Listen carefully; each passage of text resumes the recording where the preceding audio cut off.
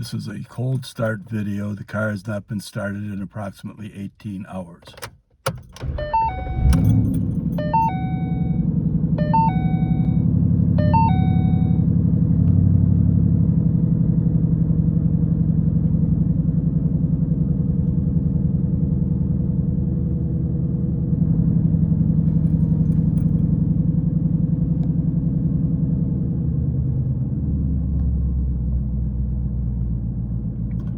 As you can see, the warning lights are all off except for the brake light.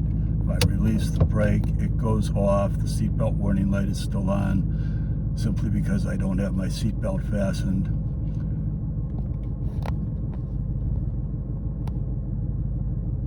Car is still on cold, but you can see that it's also started to slow down a little bit in terms of RPM, as it should.